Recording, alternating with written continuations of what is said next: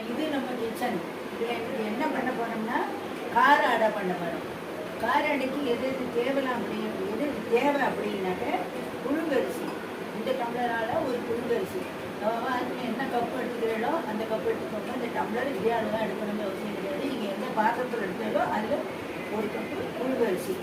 அதே எடுத்துட்ட அளவாலேயே ஒரு கப்புக்கு துவரம்பருப்பு, ஒரு கப்பு கடலைப்பருப்பு, ஒரு அரை கப்புக்கு பயத்தம்பருப்பு.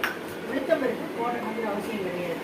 அதேமாரி அரை பருப்பு கொள்ளு கருப்பு உளுந்து சிவப்பு உளுந்து எது வேணாலும் எடுத்துக்கலாம். இது டேஸ்ட்டு கொடுக்கும். அதுக்கப்புறம் என்னென்னா இது கொஞ்சம் கருவேப்பிலை, தேவையான அளவு கருவேப்பிலை, மிளகா வத்தல் ஒரு 8-9 மிளகா வத்தல், நம்ம காரத்துக்கு தகுந்தாப்புல மிளகா வத்தல், கொஞ்சம் ஜீரகம், இதெல்லாம் நமக்கு தேவை. இது இல்லாமல் வெங்காயம் போட்டுக்கிற அந்த வெங்காயம் அடை பண்ணுறாங்க. வெங்காயம் நறுக்கி முன்னாடி எடுத்து வச்சுக்கணும். இல்லை பரங்கிக்காய் அடையோ என்ன அடையோ அதை நான் வாக்கும்போது உங்களுக்கு சொல்கிறேன். இதெல்லாம் தேவையான அளவு உப்பு. இது எல்லாத்தையும் இப்போ முதல்ல எல்லாத்தையும் நல்லா ஊற வச்சு 4 hours நல்லா ஊறணும். அரிசியை மட்டும் தனியாக ஊற வச்சுக்கிட்டு மீதி பருப்பு எல்லாத்தையும் ஒன்றா ஊற வைங்க.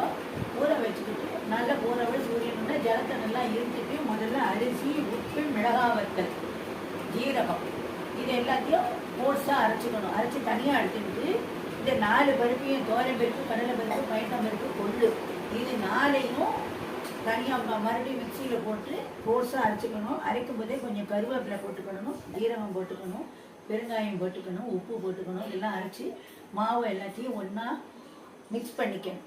மிக்ஸ் பண்ணிவிட்டு தேவையான ஜலம் விட்டு கரைச்சிக்கணும். அவனுக்கு நல்ல கெட்டியாக வேணும்னா கொஞ்சமாக ஜலம் விட்டு கரைச்சிக்கோங்க.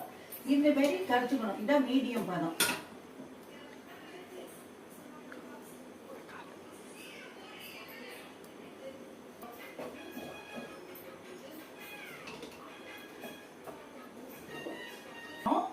காஞ்சிருக்கு. இனிமேல் அடை வாக்கணும். இப்போ நம்ம தோசைகள் நல்லா காயிடுது. சூடு வந்துட்டாங்கன்னா அப்படி காலம் கழிச்சு பார்த்தா இனிமேல் வரும். வச்சுட்டு இதில் வெங்காயம் கலந்துக்கணும். வெங்காயம் நம்மளுக்கு தேவையான அளவு பெரிய வெங்காயத்தை போட்டு இனிமேல் கலந்து வச்சுக்கணும்.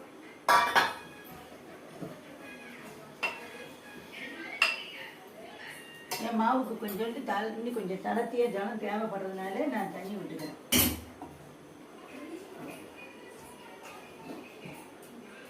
தண்ணி வச்சுக்கிட்டு இப்போ நம்ம இதை வாக்கணும்.